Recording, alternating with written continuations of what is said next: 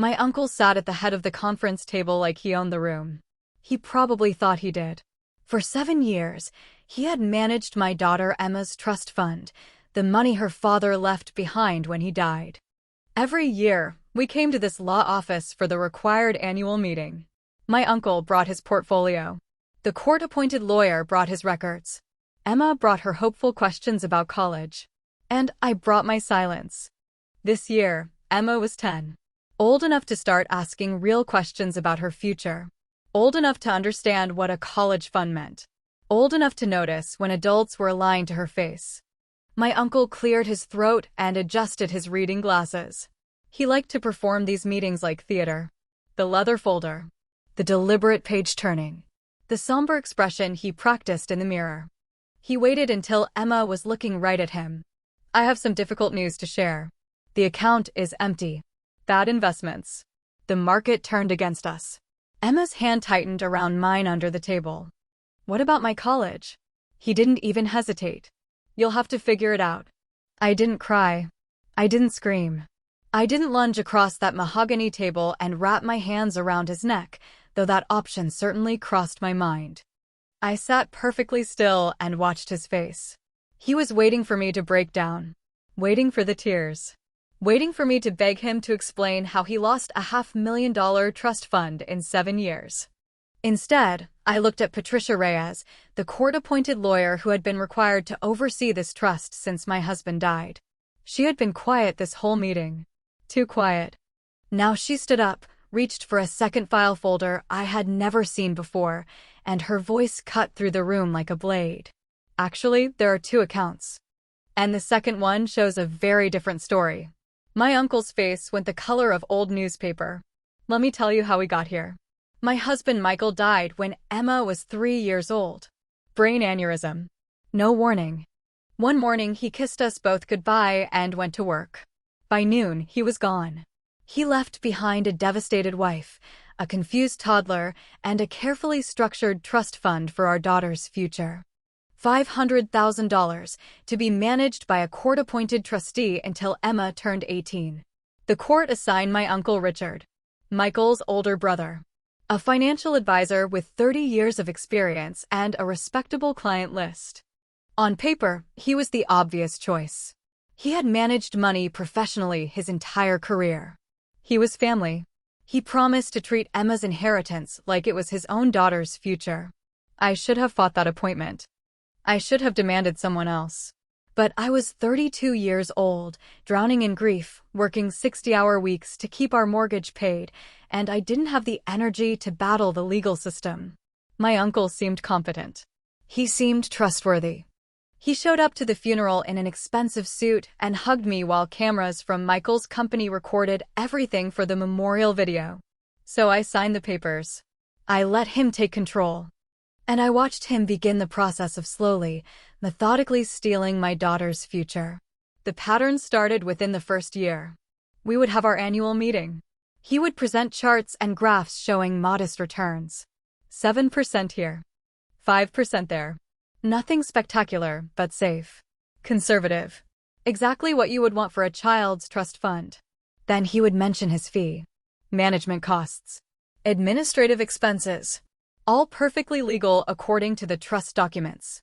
And each year, the principal balance stayed roughly the same, while his fees climbed steadily higher. By the 3rd year, I started asking questions. Why weren't we seeing more growth? Why were the management fees equal to our total returns? Shouldn't a $500,000 investment be generating more than $25,000 a year? He would pat my hand. Actually pat my hand like I was a child who didn't understand how money worked. Sweetheart, you have to understand that conservative investments don't generate huge returns. We're protecting Emma's future, not gambling with it. Would you rather I put this into cryptocurrency and watch it evaporate? The other family members backed him up. My Aunt Susan. My mother-in-law Margaret.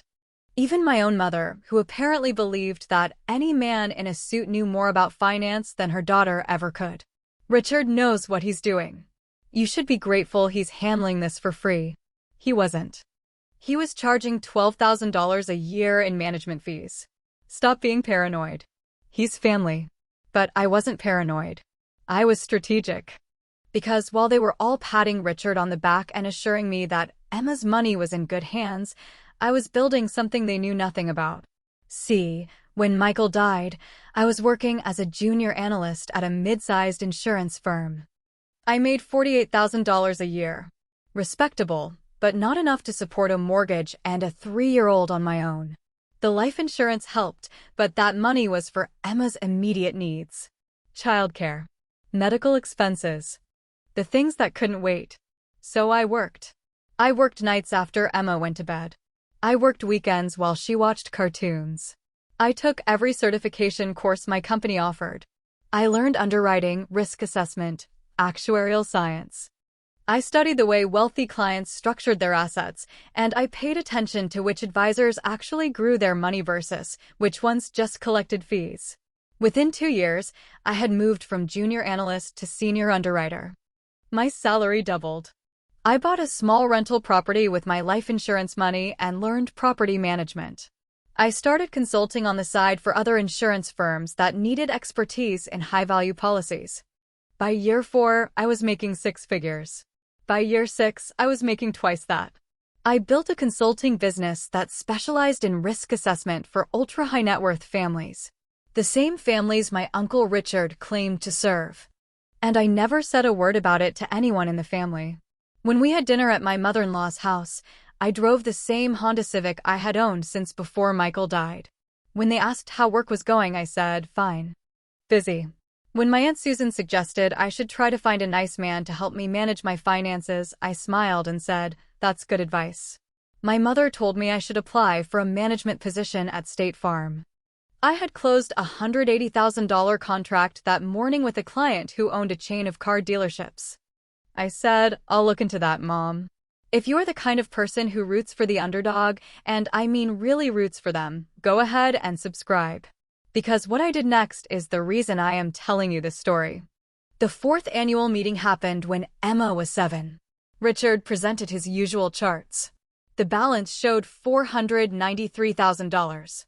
Down $7,000 from the original amount, but he explained that market fluctuations were normal. His management fee had gone up to $15,000. When I pointed out that his fee was more than our total investment growth, he got defensive. If you think you can do better, you're welcome to petition the court for a change in trustee. Of course, that would require proving that I've mismanaged the account, which you can't do, because I haven't. Every transaction is documented and approved by the court. He was right about the documentation. Everything he did was technically legal. High fees, mediocre returns, and conservative investments that barely kept pace with inflation. Nothing that would trigger a court review. Nothing that looked like outright theft. It just looked like incompetence. Or indifference. Or both. That's when I realized something important. The court didn't care about whether Emma's trust fund grew. They cared about whether it was being stolen. As long as Richard could show that the money still existed and that his fees were within the legal limit, he could coast on mediocrity forever. He could collect his $15,000 a year for the next 11 years and walk away with $165,000 in fees, while Emma's principal balance slowly eroded. I called Patricia Reyes the next day. She was the court-appointed lawyer who attended the annual meetings, but I had never actually spoken to her outside that conference room. When I explained that I wanted to discuss the trust structure, she agreed to meet me for coffee. Patricia was 53 years old, with gray hair she didn't bother to dye, and a direct way of speaking that I immediately appreciated. She didn't waste time with pleasantries. You think Richard is stealing? I think Richard is stealing slowly. Legal theft, but theft. She stirred her coffee and studied me. You have proof. I have 7 years of statements showing fees that eat up every dollar of growth. I have comparable trust funds with different managers that show returns 3 times higher. I have documentation of phone calls where I raised concerns and was dismissed. That's not proof of theft. That's proof of mediocre management. Which is exactly how he's getting away with it. Patricia leaned back in her chair. What do you want me to do? I'm court-appointed. I can't remove a trustee without cause, and bad returns aren't cause. If I go to the judge with, he's not very good at his job, I'll get laughed out of the courthouse. I don't want you to remove him. Not yet. I want you to help me build a real case. She raised one eyebrow. What kind of case? The kind that shows pattern and intent. Richard has other clients, doesn't he? Other trusts he manages? I can't discuss other clients. But if someone were to file a complaint, if someone were to request a full audit of his practices across all his managed accounts, would that trigger a review? Patricia's expression didn't change, but something shifted in her eyes. If someone filed a credible complaint with documentation, yes. The court would have to investigate. Then I need time. I need to gather evidence. And I need you to not tip him off that I'm looking. I'm an officer of the court. If I suspect fraud, you don't suspect fraud. You suspect incompetence, which isn't illegal. But if you happen to be extra thorough in your documentation over the next few years, and if you happen to notice patterns that might be worth investigating later, well, that's just good record keeping. She was quiet for a long moment. Then she nodded once. I'll keep good records. I walked out of that coffee shop with an ally. Not a friend. Not even someone who entirely trusted me. But someone who was willing to watch carefully and document what she saw. That was 5 years ago. In those 5 years, I built my case the same way I built my business. Carefully. Methodically. With attention to detail that would make an auditor weep with joy. I tracked every statement Richard sent. I compared his returns to benchmark indexes. I documented every conversation where he dismissed my concerns. I researched his other clients through public records and found 6 other trust funds he managed. I reached out to 2 of those families, carefully, through professional networks that had nothing to do with Richard. One of them, a woman named Melissa, whose father had left a trust for her disabled brother, told me she had complained to the court 3 years ago about low returns. Her complaint went nowhere. Richard's fees were legal. His investments were documented. The money was still there. Case closed. But she gave me copies of her statements. And when I compared them to Emma's, I found something interesting. Richard was using the exact same investment strategy for both trusts. The same funds. The same allocation. The same timing. Down to the week. Which would be fine, except that Melissa's brother's trust had different requirements than Emma's. Different risk tolerance. Different timeline. Different needs. But Richard was treating them like identical accounts and charging both families the same management fees for what was essentially the same work. I brought this to Patricia at our next coffee meeting. She looked at the statements and made a note in her legal pad. Lazy, she said. Or efficient. Depending on how you want to spin it. You need at least 4 more examples to show pattern. 2 isn't enough. I'm working on it. And I was. While my family thought I was struggling to make ends meet, I was actually networking with the wealthiest families in 3 states. While my mother worried that I wasn't saving for retirement, I had just rolled over my 4th rental property into a 1031 exchange. While my Aunt Susan suggested I should consider going back to school for a real degree, I was teaching a graduate-level course in risk management at the state university. My business was generating $32,000 a month in consulting fees. I had investments that Richard would have considered too aggressive, and they were returning 21% annually. I owned property in 2 states. I had a retirement account that would let me stop working at 50 if I wanted to. And I drove the same Honda Civic to family dinners and listened to them give me advice about budgeting. The 8th annual meeting was when things got interesting. Emma was 10. Old enough to start asking real questions about college. Old enough to notice that her grandmother had paid for her cousin's private school tuition, but kept suggesting that Emma should consider community college to save money.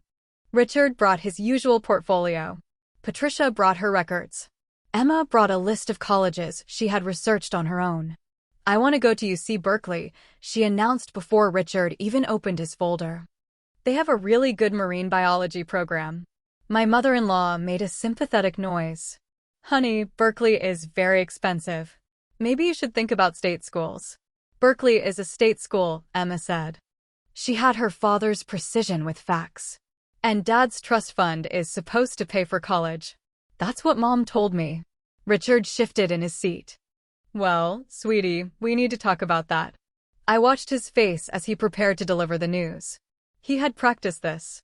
I could tell. The somber expression. The careful word choice. The gentle tone that was supposed to cushion the blow. But what he didn't know is that Patricia had called me 2 days ago. "I found something," she had said. "In the quarterly reports. I need you to come to my office." In her office, she had spread out 7 years of quarterly reports and pointed to a pattern I hadn't noticed before. Richard filed these reports with the court every 3 months, documenting his investment decisions and account performance. They were dry, technical documents full of financial jargon. But Patricia had compared them line by line. And she found discrepancies. Small ones at first. A reported balance that didn't quite match the individual investment values. A fee that appeared in one quarter but not the summary. Timing issues with reported transactions. "It could be clerical errors," she said. "But there are a lot of them. Or it could be something else." I requested copies of the actual brokerage statements from the firm where he holds the account. They're required to provide them as part of court oversight, but usually nobody asks. I asked. And? They don't match his reports. The actual account shows different transactions than what he reported to the court. My heart rate picked up. Different how? He's moving money between accounts. Small amounts. A few thousand here. 5,000 there. Always just under the threshold that would trigger an automatic review. Where is the money going? Patricia's expression was grim. "That's what I'm trying to figure out. But I have enough now to request a formal audit. If you want me to file it." I thought about Emma.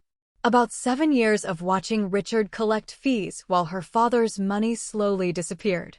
About the way he patted my hand and called me sweetheart and treated me like I was too stupid to understand basic math.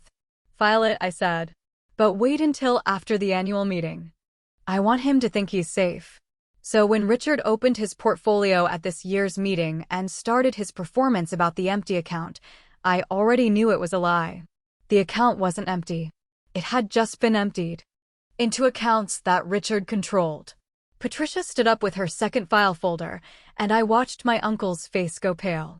The satisfying part wasn't just that he was caught. It was that he had no idea how much I knew.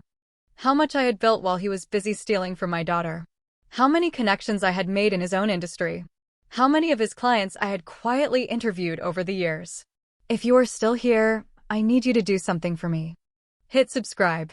Because in about 2 minutes, everything I just told you about, every quiet meeting, every document, every number, it all comes together. And I do not want you to miss it. The second file hit the table with a sound that seemed louder than it should have been. Patricia's voice was steady and professional, but I could hear the edge underneath. "Mr. Harper, these are the actual brokerage statements from Fidelity Investments, where Emma's trust fund is held. They show a current balance of $478,000. Your quarterly report filed with the court 3 weeks ago showed a balance of $32,000. Would you like to explain the discrepancy?" Richard's mouth opened. Closed. Opened again. He looked like a fish drowning in air. My Aunt Susan leaned forward. "There must be some mistake." Richard would never. "There's no mistake." Patricia didn't look at her. She was focused on Richard with the kind of attention a hawk gives a mouse. "I also have documentation of 47 transfers from the trust account to 3 personal accounts belonging to Mr. Harper over the past 6 years, totaling $219,000. The room went silent.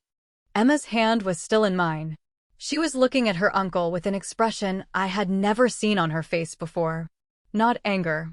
Not confusion. Something colder. Recognition, maybe. The understanding that someone she trusted had been lying to her all along. My mother-in-law found her voice first. "Richard, tell them this is a misunderstanding." He didn't answer her. He was staring at Patricia's file like it might catch fire if he looked at it hard enough. I spoke for the first time since the meeting started. My voice came out calm. Curious, even. "Uncle Richard, you said the account was empty. Bad investments, you said. But if the money is still there, where exactly did you think you were going to tell us it went?" His eyes snapped to my face. And I saw the moment he realized that I wasn't surprised. That I had known. That this entire meeting had been a trap, and he had walked right into it. "You set this up," he said. His voice was hoarse. "I documented it. There's a difference." Patricia cleared her throat. "Mr. Harper, I'm required by law to report suspected embezzlement to the court and to local law enforcement. I filed that report this morning. There are 2 police officers waiting in the lobby. I'm going to need you to stay in this room until they come up. My Aunt Susan made a sound like she had been punched. Police? Richard, for God's sake, say something. But Richard wasn't looking at his wife. He was looking at me. And the expression on his face was pure hatred mixed with something that might have been respect. How long have you known? That you were stealing? About 3 years. That you were stupid enough to leave a paper trail? About 2 weeks. You could have stopped me. I could have. But then I would only have proof of what you had stolen so far. I needed you to keep going. I needed the pattern. I needed you to get comfortable enough to make mistakes. I tilted my head. You did make mistakes, Uncle Richard. So many mistakes. Moving money the same day every month. Using the same transfer amounts. Thinking that nobody would ever actually read the quarterly reports line by line. Patricia's phone buzzed. She glanced at it. The officers are on their way up. Emma's voice was small but steady. Is my college money really there? Patricia softened when she looked at her. Yes, honey. Most of it. We'll need to recover the money your uncle took, but the account exists and it's been protected by the court. You're going to be fine. Can I still go to Berkeley? You can go anywhere you want. The door opened. 2 uniformed officers stepped inside, and the smaller of the 2 addressed Richard directly. Richard Harper? We need you to come with us. My uncle stood up slowly. He looked at his wife. At my mother-in-law. At the lawyer who had just destroyed his life with a single file folder. And then he looked at me one more time. You're just like your husband, he said. Cold. Calculating. You probably practiced this moment in the mirror. I thought about Michael. About the way he used to help Emma build elaborate block towers just so she could knock them down and laugh. About the way he kissed my forehead every morning before he left for work. About the way he died without warning, without goodbye, without a chance to protect his daughter himself. My husband was kind, I said quietly. I'm not. I'm the person who makes sure his daughter gets what he left for her. Even if it means destroying his brother to do it. The officers took Richard by the arms. He didn't resist. As they walked him toward the door, my Aunt Susan started crying.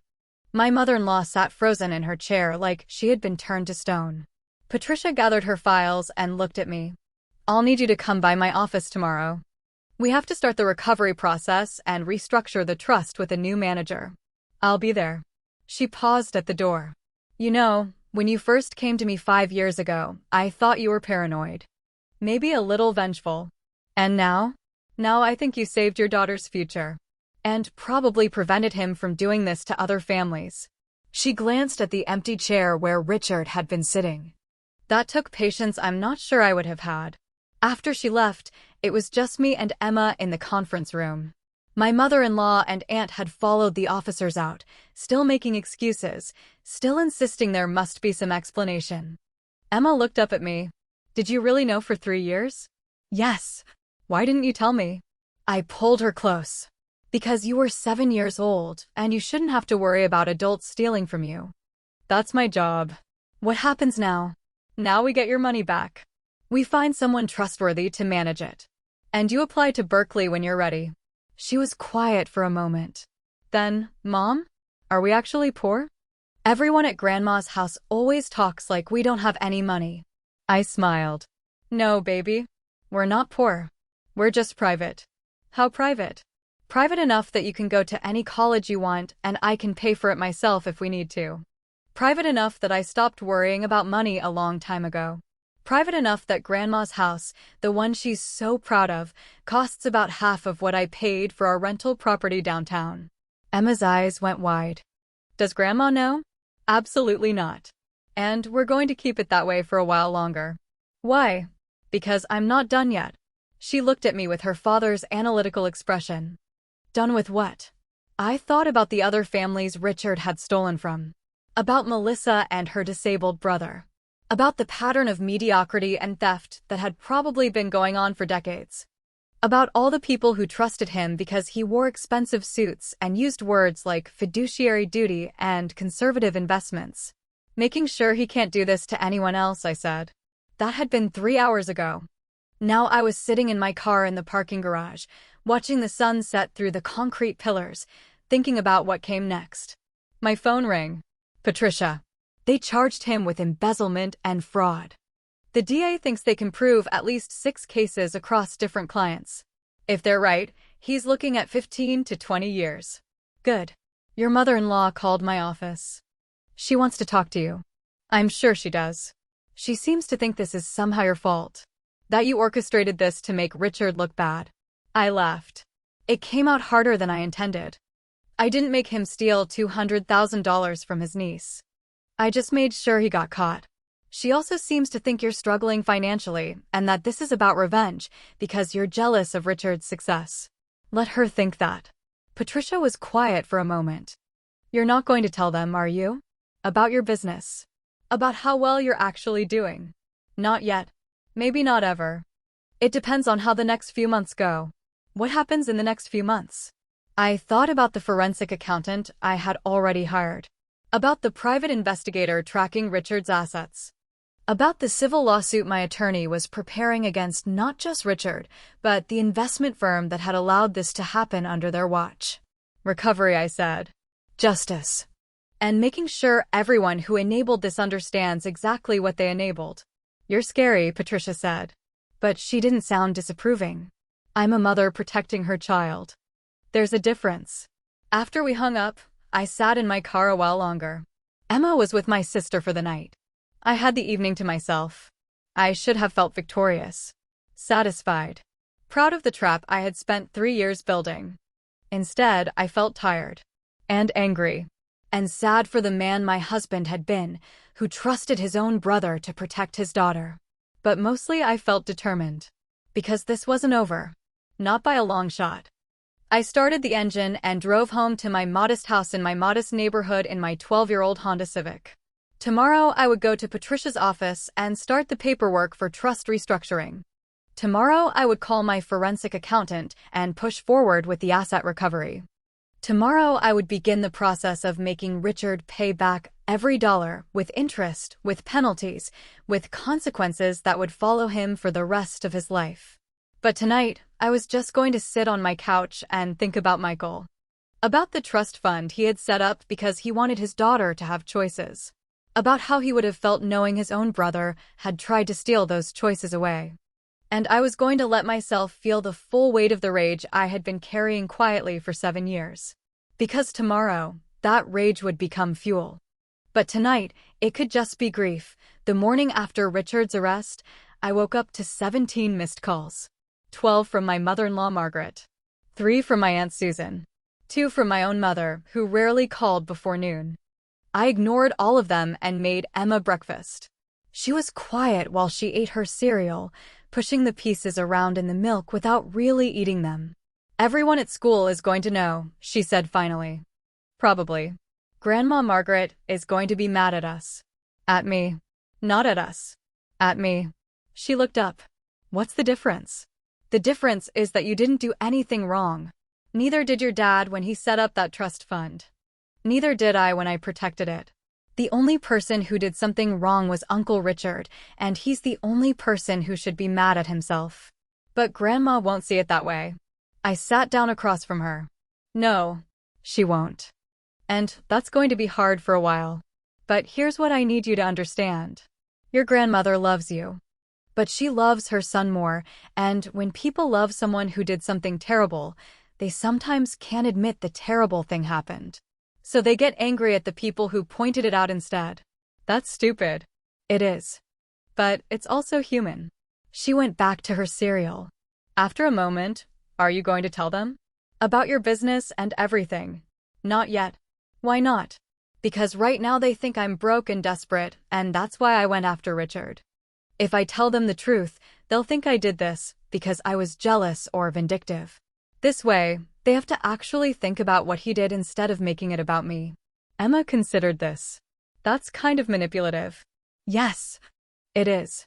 Good. I smiled despite everything. My daughter had her father's moral clarity and apparently my strategic thinking. That combination was either going to change the world or terrify it. My phone rang again. Margaret. I let it go to voicemail. 3 days later, I got a different kind of call. Patricia's voice was tight. The DA wants to meet with you. Today, if possible. What for? They found more. A lot more. Richard wasn't just stealing from Emma's trust. He's been running the same scheme on at least 11 other accounts. They need you to walk them through how you documented everything because your evidence is the cleanest paper trail they have. I looked at my calendar.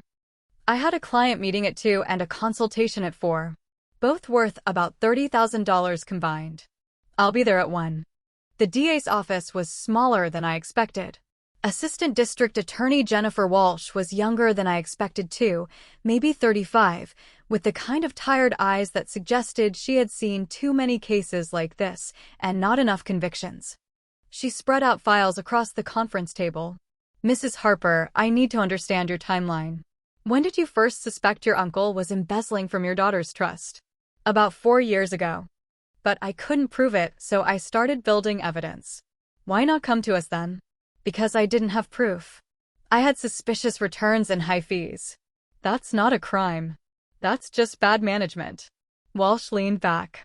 So you decided to become a private investigator? I decided to become informed. I tracked his statements. I compared them to market benchmarks. I found other families he managed money for and I talked to them. I built a case. That's our job. Your job requires probable cause.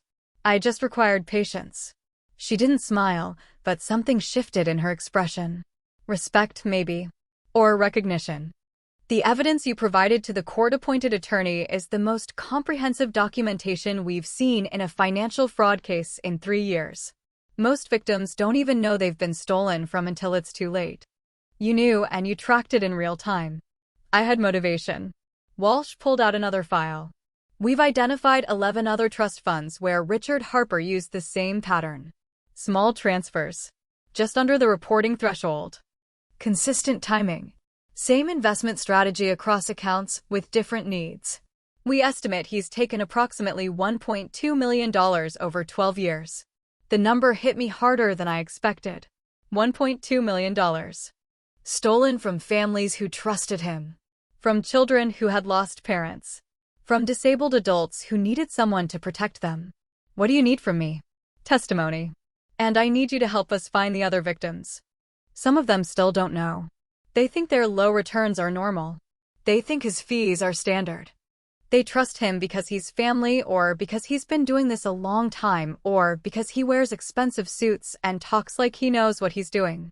I thought about Melissa and her disabled brother. About the other families I had found during my research. About the ones I hadn't found. I'll help. Whatever you need. Walsh nodded. There's something else. Richard's attorney is already floating a defense strategy. They're going to argue that you orchestrated this whole thing because you were angry about not being named as trustee. That you manipulated evidence to make your uncle look bad because you wanted control of the money. That's ridiculous. It's also going to be their entire case. They'll paint you as a vindictive daughter-in-law who never got over your husband dying and blamed Richard for not giving you access to the trust. They'll say you're a struggling single mother who got desperate. I'm not struggling. Can you prove that? I met her eyes. Yes. Then you're going to need to. Because if we go to trial, they're going to put your finances under a microscope. They're going to make this about you instead of about him. And unless you can demonstrate that you had no financial motive, the jury might believe them. I understood what she was asking. I would have to reveal everything. The business. The consulting fees. The rental properties. The investments. All of it. The thing I had kept private for 7 years would become public record. If I do that, my family will know. Yes. They'll think I've been lying to them. Have you? I've been private. There's a difference. Walsh closed the file. I can't tell you what to do with your personal life. But I can tell you that if you want to see Richard Harper convicted, you're going to have to show that jury you didn't need his money. That this was never about greed. That it was about justice. I drove home in silence. Emma was at school. The house was empty. I sat at my kitchen table and looked at the same cabinets I had looked at for 10 years. The same countertops. The same refrigerator that was older than my daughter. I could keep my privacy. I could let the DA use the evidence I had already provided and hope it was enough. I could stay quiet and small and let people think whatever they wanted to think about my motives. Or I could stand up in a courtroom and tell the truth. All of it. And let my family deal with the consequences of underestimating me for 7 years. My phone rang. My mother. I answered. Sweetheart, I've been trying to reach you for days. I know, Mom. Margaret is devastated. She's saying terrible things about you. She thinks you set Richard up. What do you think? A pause. I think Richard stole from his own niece and got caught. But I also think you could have handled this more quietly. Did you have to involve the police? Did you have to make it so public? He's family. He stole $200,000 from Emma's college fund. I know, but... There's no but, Mom. He committed a crime. Against a child. Against his own brother's child. I just think maybe you could have worked this out privately. Now everyone knows. The whole family is falling apart. Susan is talking about divorce. Margaret isn't speaking to you. Your Aunt Karen called me crying because she had money with Richard too, and now she doesn't know if it's safe. It probably isn't. You could have warned us. Something inside me cracked. I could have warned you? Mom, I told you 4 years ago that I was concerned about Emma's trust. I told you the returns were too low. I told you the fees were too high. Do you remember what you said? Silence. You said I should be grateful Richard was handling it all. You said I was being paranoid. You said I didn't understand finance and I should trust the professionals. So I stopped telling you. And I started proving it instead. I was just trying to keep the peace. The peace for who? Not for me. Not for Emma. For Richard. For Margaret. For everyone who didn't want to believe that someone in our family could be a thief. Don't talk about him like that. He stole from children, Mom. From disabled adults. From people who trusted him. That's not me being mean. That's just facts. I know, but... I have to go. I hung up before she could finish. My hands were shaking.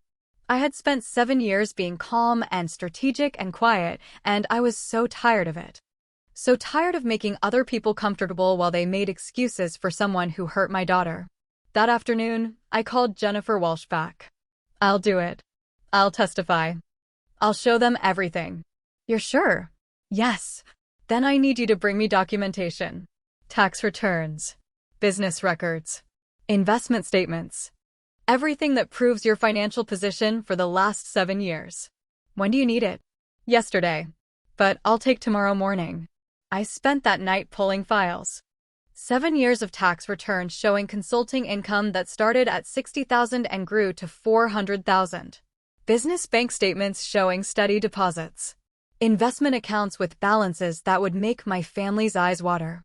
Rental property records. Asset valuations. I spread it all out on my dining room table and looked at what I had built. The thing I had kept private. The thing I had protected from judgment and questions and people who thought they knew better. And I thought about Michael. About how he would have felt knowing I had not only protected Emma's future but built one of my own. About how proud he would have been. About how he would have told me to stop hiding. Emma came downstairs in her pajamas. What's all this? Proof. She looked at the papers spread across the table. Of what? That I didn't need Uncle Richard's money. That I never did. That this was always about protecting you, not about getting rich. She picked up one of the tax returns. Studied it. Her eyes went wide when she saw the numbers. Mom, this is a lot. I know. Why didn't you tell me? Because you were 7. And 8.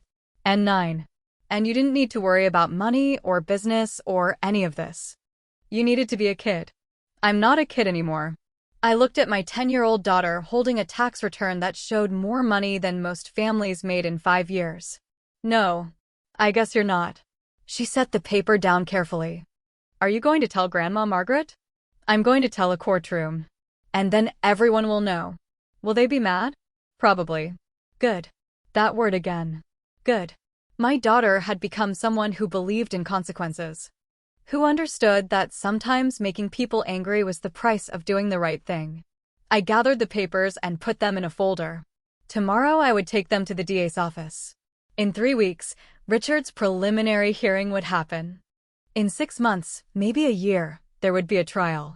And I would stand in front of a jury and my family and anyone else who wanted to watch, and I would tell them exactly who I was. What I had built. What I had protected. Not for revenge. Not for vindication.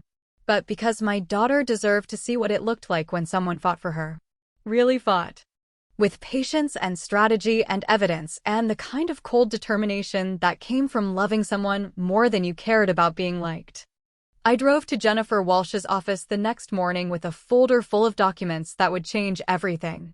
The receptionist recognized me from my last visit and waved me through. Walsh took the folder and started reading. I watched her face change as she went through page after page. Tax returns showing income that climbed from $60,000 to $400,000 in 7 years. Investment statements showing accounts worth over $1 million. Business registration documents for my consulting firm. Contracts with clients whose names she would recognize. She looked up. You've been making this kind of money for how long? 5 years at the highest levels. 7 years total. And your family doesn't know? My family thinks I work a basic office job and struggle to make mortgage payments. Why? Because the moment they know I have money, everything changes. Every conversation becomes about what I should do with it. Every family event becomes an opportunity for someone to ask for help. Every decision I make gets questioned. I wanted to live my life without that noise. Walsh set down the papers. This is going to come out at trial. I know. They're going to ask why you hid it. Richard's attorney is going to make it sound suspicious. Like you had something to hide. I had privacy to protect. Not secrets. Privacy. The jury might not see the difference. Then I'll explain it to them. She studied me for a long moment. You know what this is going to do to your family relationships. My family relationships were built on them underestimating me. Maybe it's time for new relationships. Walsh almost smiled. I think you're going to do just fine on the witness stand. The preliminary hearing happened 3 weeks later. I sat in the gallery and watched Richard's attorney argue that there was insufficient evidence to proceed to trial. That the transfers could be explained. That my evidence was biased because I had a grudge against my uncle. Jennifer Walsh stood up and presented 47 documented transfers. Statements from 6 other victims who had come forward. Expert testimony from a forensic accountant who had traced the money to Richard's personal accounts. The judge took 15 minutes to rule. There is sufficient probable cause to bind this matter over for trial. Bail is set at $250,000. Richard's face went through every stage of panic. His attorney whispered something. Margaret, sitting in the front row, made it sound like she had been slapped. The bailiff led Richard away. Margaret turned in her seat and found me in the gallery. The look she gave me could have melted steel. After the hearing, Walsh pulled me aside. The trial date is set for 4 months from now, October 15th. I'll need you to be available for prep sessions starting in September. I'll be there. And Mrs. Harper? You should prepare yourself. Once your financial information becomes part of the trial record, it's public. Anyone can access it, including reporters. I understand. What I didn't say was that I had already prepared. I had already told Emma. I had already hired a family attorney to help me navigate the aftermath. I had already made peace with the fact that the next 4 months were going to be brutal. What I couldn't prepare for was the dinner invitation. It came 2 weeks after the hearing. A formal card in the mail, addressed to both me and Emma. Margaret was hosting a family dinner. The first one since Richard's arrest. Everyone was invited. My mother. My Aunt Susan. My cousins. Even my own father, who usually avoided family drama like it was contagious. Emma read the invitation over my shoulder. She can't be serious. She's completely serious. Why would we go? We wouldn't. We won't. But even as I said it, I knew that not going would be used against me. I could already hear the whispers. She's tearing this family apart. She won't even come to dinner. She thinks she's better than us now. I called Patricia that afternoon. Margaret invited us to dinner. Don't go. If I don't go, they'll say I'm avoiding them. You should be avoiding them. They're going to ambush you. I know. And you want to go anyway. I want to end this. I'm tired of the phone calls. The voicemails. The text messages from cousins I haven't spoken to in 5 years asking me how I could do this to the family. If I go to this dinner, I can say what I need to say. Face to face. All of them at once. And then I can be done. Patricia was quiet for a moment. If you go, take someone with you. Like who? Like me. I'll come as your guest. That way, if things get out of hand, you have a witness. I thought about showing up to Margaret's house with my attorney. The statement that would make. The message it would send. Okay. The dinner was set for Saturday at 6. I spent the week working. Client meetings. Contract negotiations. A presentation to a potential client worth $70,000. Normal life continuing while my family imploded in the background. Friday night, Emma asked what I was going to wear. I don't know. Does it matter? She gave me a look that suggested I was being deliberately obtuse. Mom, you're going to walk into Grandma Margaret's house, and she thinks you're broke and desperate. What you wear matters. What do you think I should wear? Something that makes you look successful, but not like you're trying too hard. I ended up in simple black pants and a silk blouse I had bought for client meetings. Professional. Polished. Expensive if you knew fabrics, but not obviously so. Emma approved. Saturday at 5:45, Patricia pulled into my driveway. She was wearing a suit. Not courtroom formal, but definitely attorney at a dinner formal. Emma hugged me at the door. Don't let them make you feel bad. I won't. And if Grandma says anything mean about Dad's trust fund, you can remind her that her son stole it. I'll try to be slightly more diplomatic than that. Why? She wouldn't be. Fair point. Margaret's house was in an older neighborhood with large lots and established trees. The kind of place that whispered old money even though Margaret had never actually had that much of it. She just knew how to make what she had look like more. There were already 4 cars in the driveway when we arrived. My mother's sedan. Susan's SUV. 2 others I didn't recognize. Patricia looked at the house. Last chance to turn around. I'm good. We walked up to the front door. I rang the bell. Footsteps inside. The door opened. Margaret stood in the doorway. She was 68 years old, dressed in the kind of casual elegance she had perfected over decades. Pearls. Cashmere. An expression that could freeze oceans. Her eyes moved from me to Patricia. You brought your lawyer to a family dinner. You invited me to an ambush. I thought equal representation was appropriate. For just a second, something that might have been respect flickered across her face. Then it was gone. Come in. The living room was full.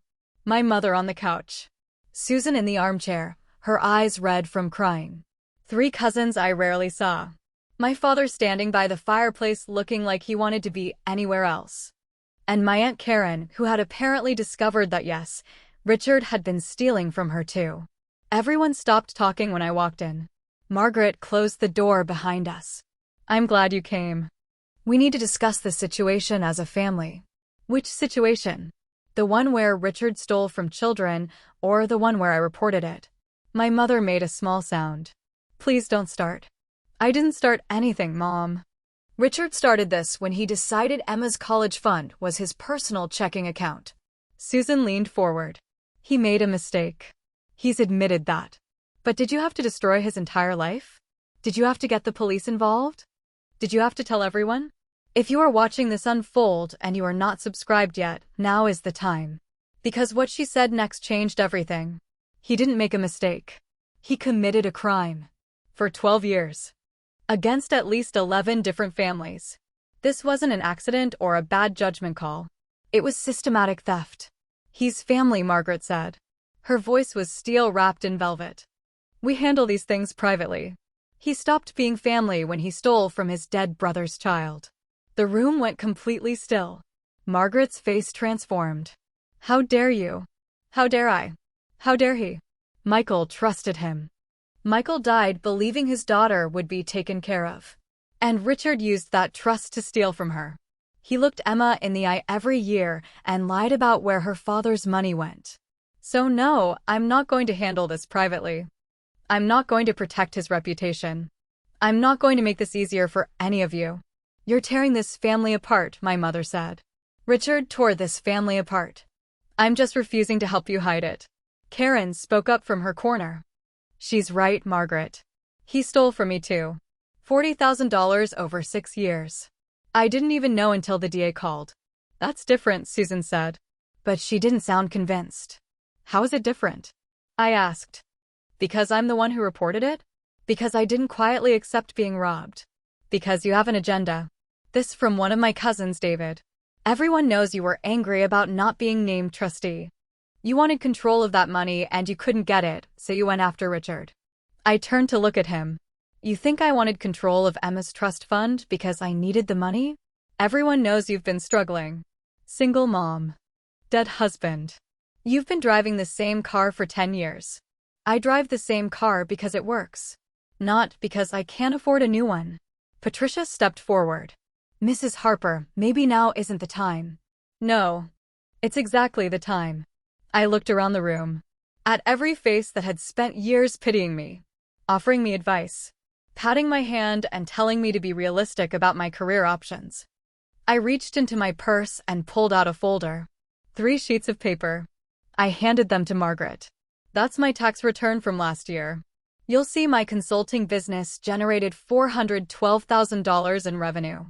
My investments returned another $90,000. My rental properties generated $28,000 in net income. Total adjusted gross income $530,000. So no, David. I wasn't after Emma's trust fund because I needed the money. I was protecting it because it belonged to her. Margaret stared at the papers. Her hands started to shake. My mother stood up. That can't be right. You said work was fine. You said you were getting by. I said work was fine. It is. I said I was getting by. I am.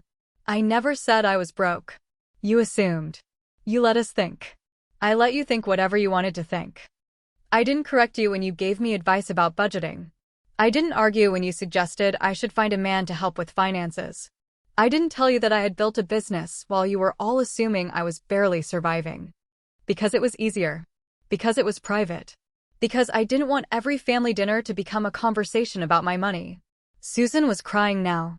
So all this time, while I was worried about you, you were actually rich? I'm not rich. I'm comfortable. I'm secure. I built something. And yes, I let you worry because the alternative was letting you judge every financial decision I made. One of the papers slipped from Margaret's hands. She didn't bend to pick it up. You lied to us. I was private. There's a difference. You made us look foolish. You made yourselves look foolish when you spent 7 years giving financial advice to someone who was doing better than most of you combined. The silence that followed was different from before. Heavier. Thick with the kind of realization that changes relationships permanently. My father finally spoke. Why are you telling us this now?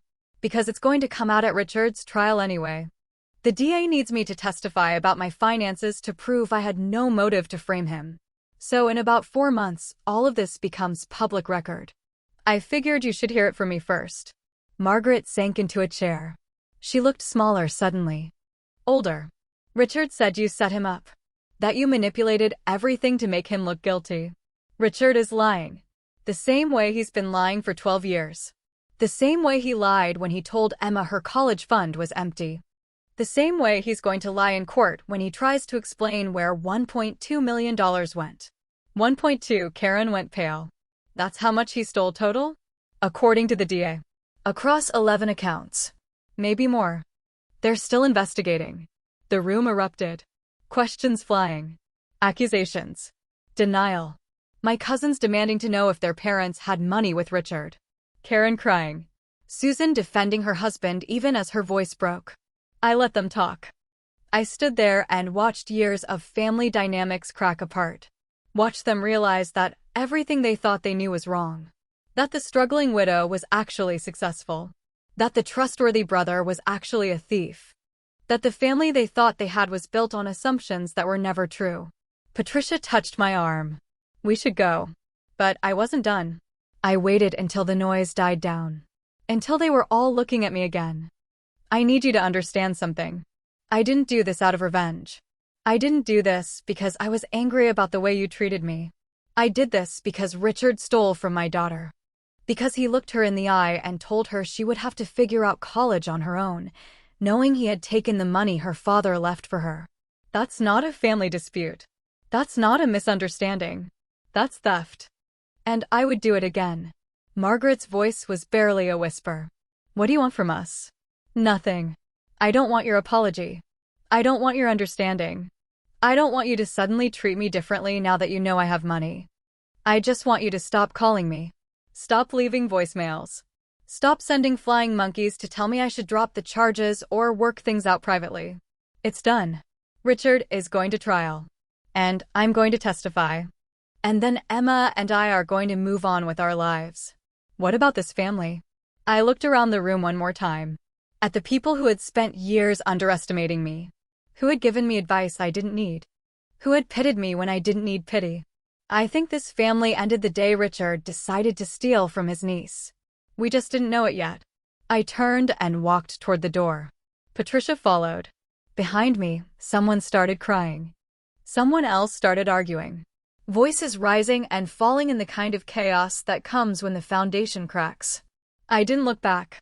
In the car, Patricia let out a long breath. That was brutal. It needed to be. Your mother is going to call. I know.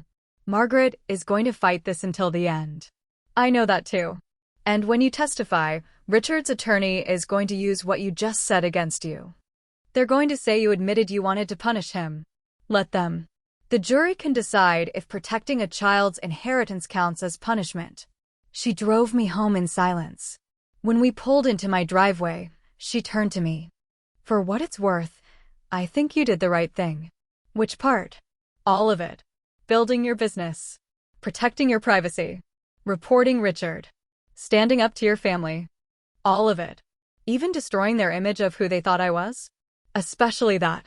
They should have known you better. Emma was waiting when I walked in. She took one look at my face and asked the only question that mattered. How bad was it? Scale of 1 to 10? About an 11.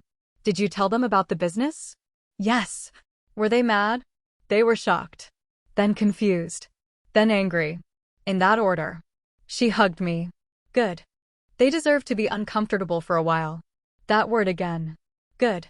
The trial started on October 15th. The courtroom was packed. Richard sat at the defense table in an expensive suit that his attorney had probably chosen to make him look respectable. Margaret sat in the front row behind him. Susan next to her. A few other family members scattered throughout. On the prosecutor's side, the gallery was filled with the other victims. Melissa and her disabled brother. Karen. 3 other families I had helped the DA locate. People whose lives had been damaged by Richard's systematic theft. Jennifer Walsh stood up to give her opening statement. She laid out the case methodically. 47 transfers. 11 victims.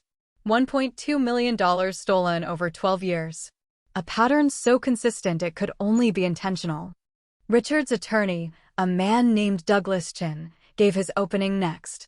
He painted Richard as a well-meaning financial advisor who had made some poor investment choices, who had taken loans from the accounts with full intention to pay them back, who had been targeted by a vindictive family member with an agenda. You'll hear testimony from the defendant's niece, Chin said. A woman who openly admits she was angry about not being named trustee. A woman who built an entire case against her uncle over years. A woman who had the financial means to hire investigators and forensic accountants. A woman who, by her own admission, wanted to punish him. I kept my face neutral.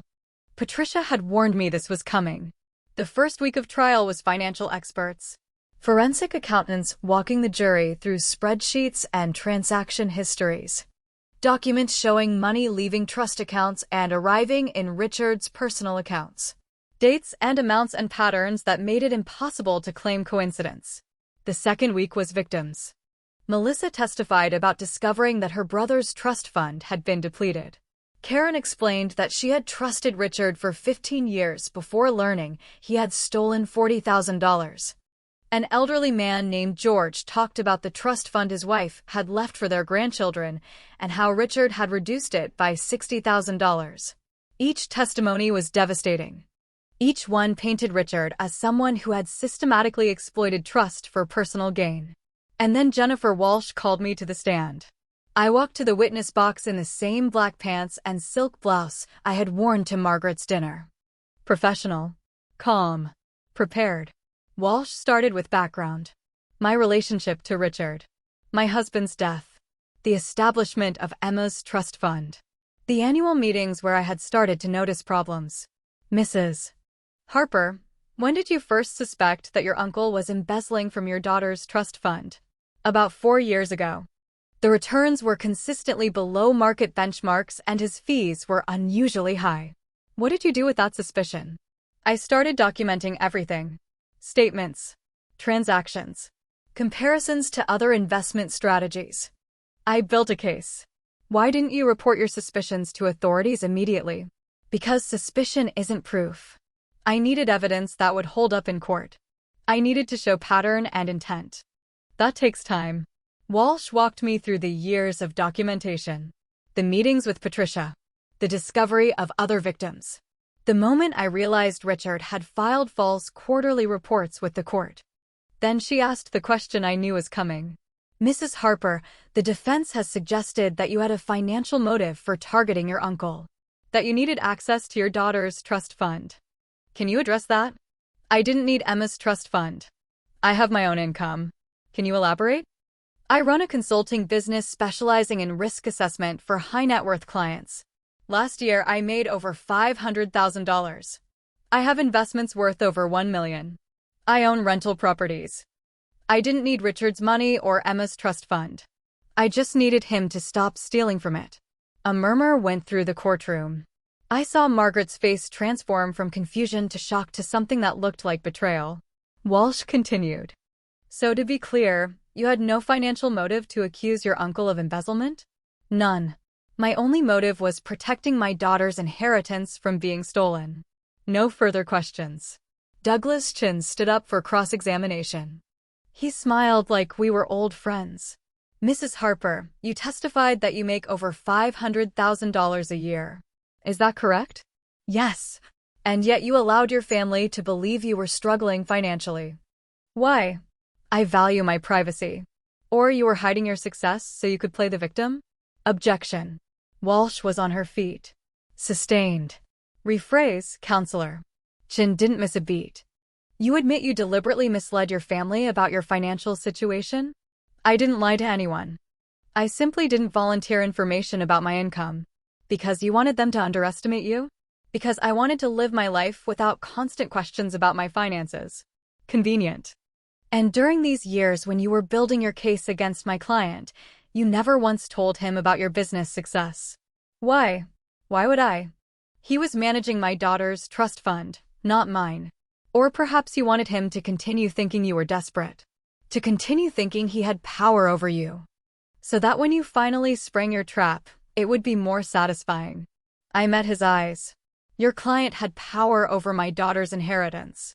Not over me. And I didn't spring a trap. I documented a crime. Chin walked back to his table and picked up a folder. You've testified that you spent 3 years building this case. 3 years tracking statements. Talking to other families. Meeting with the court-appointed attorney. That's a long time to hold a grudge. It's not a grudge. It's evidence collection. Evidence collection. Or revenge. You testified at your family dinner that you would do this again. That sounds personal to me. It is personal. He stole from my daughter. But personal doesn't mean dishonest. You also testified that you wanted to punish him. No. I testified that I wanted to protect Emma's inheritance. Punishment is what the court system is for. Chin smiled again. No further questions. I stepped down from the witness box. The rest of the trial continued for another week. More evidence. More testimony. Expert witnesses explaining how trust fund management should work versus how Richard had actually operated. And then it went to the jury. They deliberated for 8 hours. When they came back, the foreperson stood and read the verdict. Guilty on 11 counts of embezzlement. Guilty on 6 counts of fraud. Guilty on 14 counts of filing false financial documents. Richard's face collapsed. Margaret made a sound like something inside her had broken. Susan buried her face in her hands. The judge set sentencing for 4 weeks later. At the sentencing hearing, victim after victim stood up to make impact statements. Melissa talked about her brother's future being stolen. Karen talked about the retirement security she had lost. George talked about his grandchildren's education fund being depleted. When it was my turn, I stood at the podium and looked directly at Richard. My husband trusted you. When he died, he believed his daughter would be taken care of. He believed family meant something. You took that trust and you turned it into theft. You looked my daughter in the eye and told her she would have to figure out college on her own, knowing you had stolen the money her father left for her. I don't hate you, but I will never forgive you. And I hope you spend every day of your sentence thinking about the children you stole from. The judge sentenced Richard to 12 years in federal prison. Full restitution to all victims. Permanent revocation of his financial advisor license. Forfeiture of assets to pay back what he had stolen. Margaret left the courtroom without looking at me. Susan followed. Most of the family did. But Karen came up to me after. Thank you. If you hadn't pushed this, I never would have known. I'm sorry it happened at all. Me too. But I'm not sorry you fought. 3 months after the sentencing, the civil lawsuits settled. Richard's assets were liquidated. His house, his cars, his investment accounts. Everything was divided among his victims according to how much he had stolen from each. Emma's trust fund was restored to its full value plus interest. $498,000. Enough for Berkeley and then some. The investment firm that had employed Richard settled separately for failing to catch the fraud. Another $100,000 split among the victims. I hired a new trustee. A woman named Diana Chin who came highly recommended and had no connection to my family. The court approved the change. Emma's money was finally safe. My family stopped calling around month 4. The voicemails stopped. The text messages stopped. The guilt trips and the accusations and the demands that I make this right all faded into silence. My mother sent one final email. I don't know you anymore. I didn't respond. Because the truth was, she had never known who I was. She had known the version of me she wanted to see. The struggling widow who needed advice. The daughter who would put family peace above everything else. That version never existed. 6 months after the trial ended, Emma and I took a vacation. 2 weeks in Costa Rica. Ziplining through rainforests. Surfing lessons on the Pacific coast. Watching sea turtles nest on dark beaches. On the last night, sitting on our hotel balcony watching the sunset, Emma asked me a question. Do you think Dad would be proud? I thought about Michael. About the way he had always stood up for what was right even when it was hard. About the way he had taught Emma to question things that didn't make sense. About the way he had built a life insurance policy and a trust fund because he wanted to protect us even if he couldn't be there. Yes, I think he would be very proud. Of you or of me? Both. She was quiet for a moment. I got my acceptance letter from Berkeley yesterday. What? Why didn't you tell me? I wanted to wait until we were here. Until everything with the trial was done. Until we could celebrate without all the other noise. I pulled her into a hug. I'm so proud of you. I'm proud of you too, Mom. You could have let it go. You could have just accepted it when Uncle Richard said the money was gone. But you didn't. You fought. Someone had to. Not someone. You. You did that. We sat and watched the sun sink into the ocean. The sky turning orange and pink and purple. The waves rolling and steady and certain. Emma starts at Berkeley next fall. She wants to study marine biology. Maybe go into research. Maybe work on ocean conservation. She has plans and dreams and the financial security to chase them. I'm still running my consulting business. Still making more money than my family ever imagined. Still driving the same Honda Civic because it works and I don't need to prove anything to anyone. Richard is in federal prison in Pennsylvania. He'll be eligible for parole in 8 years. Margaret sends him letters every week. Susan divorced him after year 2. I don't think about him much anymore. Not out of forgiveness. Just out of disinterest. He's not part of my life. He's not part of Emma's life. He's just a man who made terrible choices and is living with the consequences. My mother reached out once last month. Brief email. Your father misses you. I didn't respond to that either. Because missing someone and knowing them are 2 different things. And I'm tired of being missed by people who never bothered to see me. I have new relationships now. Friends from my business network. Other parents from Emma's school. Patricia and I have coffee sometimes. Jennifer Walsh invited me to speak at a legal conference about financial fraud prevention. I built a life. The same way I built my business and built my case against Richard. Carefully. Strategically. With attention to what mattered and zero tolerance for what didn't. Emma asked me last week if I regretted losing my family over this. I told her the truth. I didn't lose my family. I stopped pretending I had one. She thought about that. That's kind of sad. Maybe. But it's also honest. And I'd rather have honest than comfortable. Me too.